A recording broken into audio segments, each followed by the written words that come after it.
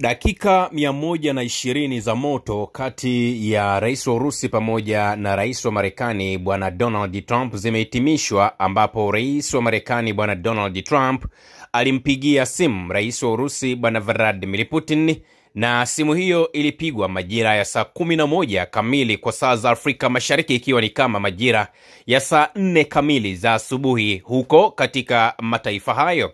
Na moja kati ya yale ambayo yalikuwa yanasubiriwa na watu wengi zaidi ilikuwa ni kusikia ni nini ambacho kimezungumzwa na rais wa Urusi bwana Vladimir Putin, ambaye huyu ndiye anayetajwa kwamba kwa hivi sasa anatafutwa kwa namna yeyote ile ili aweze kukubali kumaliza usitishaji wa mapigano kati ya Ukraine pamoja na Urusi, mapigano ambayo yalianza rasmi mwaka 2022 na ilikuwa ni mwezi wa pili.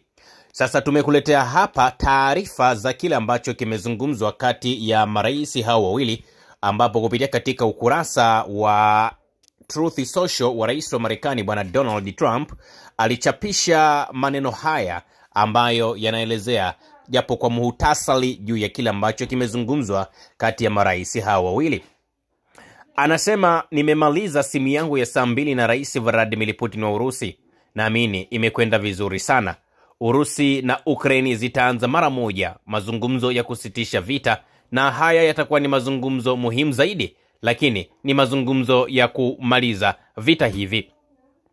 Masharti ya hilo yatajadiliwa kati ya pande zote mbili kama inavyoweza tu kuwa, kwa sababu wanajua maelezo ya mazungumzo ambayo hakuna mtu mwingine anayeweza kuyafahamu. Anasema namna ambavyo mazungumzo tuliyofanya na rais wa Urusi yanasadifu, kuanzia namna ambavyo rais wa Urusi alivyokuwa akizungumza, inaonesha ni mazungumzo yaliyokuwa bora zaidi. Kama haikuwa hivyo, ningesema sasa badala ya baadaye. Urusi inataka kufanya biashara kubwa na Marekani wakati janga hili la umwagaji damu litakalomalizika, na ninakubali jambo hilo. Kuna fursa kubwa kwa Urusi kuunda idadi kubwa ya kazi pamoja na utajiri. Uwezo wake hauna kikomo. Kadhalika, Ukraine inaweza kuwa mnufaika mkubwa wa biashara katika mchakato wa kujenga upya nchi yake. Mazungumzo kati ya Urusi na Ukraine yataanza mara moja. Nimewajulisha hivyo Rais Volodymyr Zelensky wa Ukraine, Ursula von der Leyen, Rais wa Tume ya Ulaya, Rais Emmanuel Macron wa Ufaransa, Waziri Mkuu Giorgia Meloni wa Italia, Kansela Friedrich Merz wa Ujerumani na Alexander Stubb wa Finland wakati wa mazungumzo ya amani mara baada ya simu na rais wa Urusi bwana Vladimir Putin. Lakini Vatican, kama ambavyo inawakilishwa na Papa, imesema kuwa inapendelea sana kuandaa mazungumzo haya, wacha mchakato uanze. Mnakumbuka niliwaeleza uzuri sana kwamba kile ambacho mnakiona kinaendelea Ulaya ya Magharibi ni kwa sababu tu wamekutana na rais wa Urusi ambaye yeye hatetereki.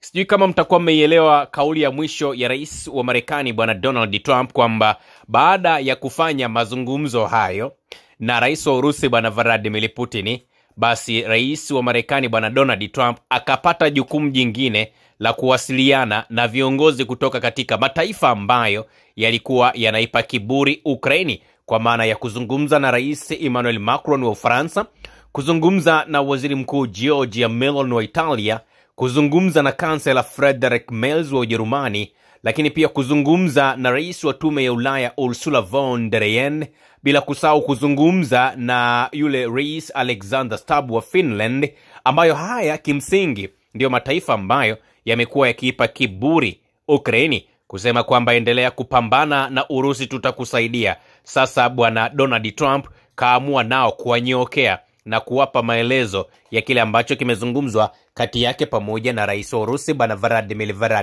Putin. Sijui kama mnaelewa hii hoja, sijui kama mnaelewa hicho ambacho kimezungumzwa na rais wa Marekani bwana Donald Trump. Hii kumaanisha kwamba rais wa Urusi, yani pengine alikuwa anatakiwa yeye ndiye atoe maelezo haya kwenye hayo mataifa, lakini kwa bahati mbaya sana ni kwamba Urusi inaamuru nini cha kufanywa na wa Marekani, nini cha kufanywa na washirika wao, pamoja na mambo mengine.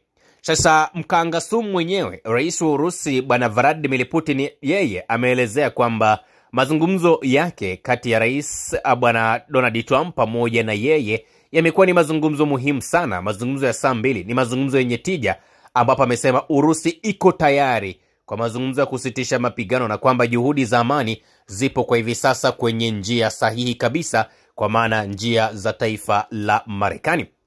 Rais wa Urusi Bwana Vladimir Putin amepongeza simu yake na mwenzake wa Marekani Donald Trump kuwa ni simu muhimu sana, na viongozi hawa wawili wamezungumza kwa zaidi ya saa 2 tarehe 19 mwezi wa 5 2025 kuhusu mzozo wa Ukraini. Bwana Vladimir Putin, baada ya kufanya mazungumzo na rais wa Marekani Trump, amezungumza na wanahabari, ambapo Putin amemshukuru rais wa Marekani kwa kuunga mkono kuanzishwa tena kwa mazungumzo ya moja kwa moja kati ya Moscow na Kiev kuhusu uwezekano wa makubaliano ya amani, akisema Trump ameeleza msimamo wake juu ya kumaliza uhasama na uwezekano wa kusitishwa kwa mapigano wakati mazungumzo hayo yakiendelea. Putin anasema, kwa upande wetu nimesisitiza pia kwamba Urusi inaunga mkono utatuzi wa amani wa mzozo wa Ukraini, lakini lazima tutambue njia yenye ufanisi zaidi kuelekea amani hiyo inayotafutwa.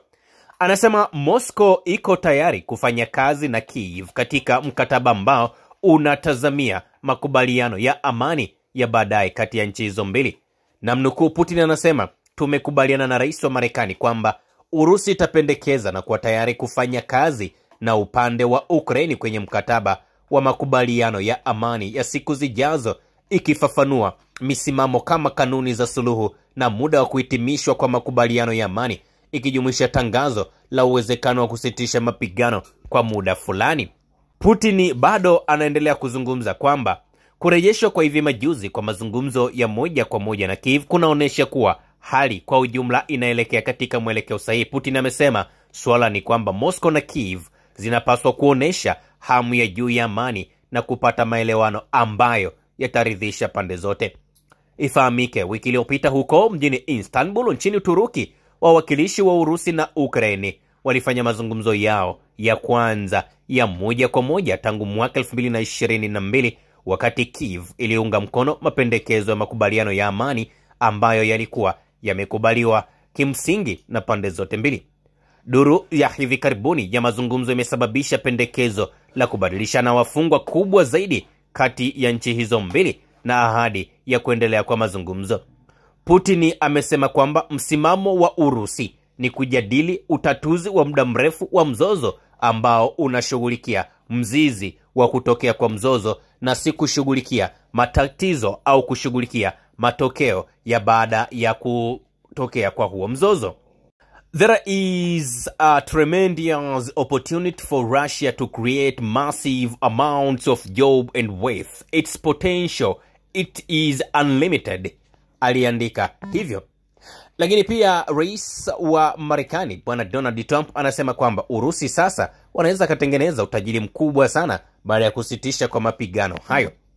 Akasema Russia and Ukraine will immediately start negotiation toward a ceasefire and more importantly an end to the war.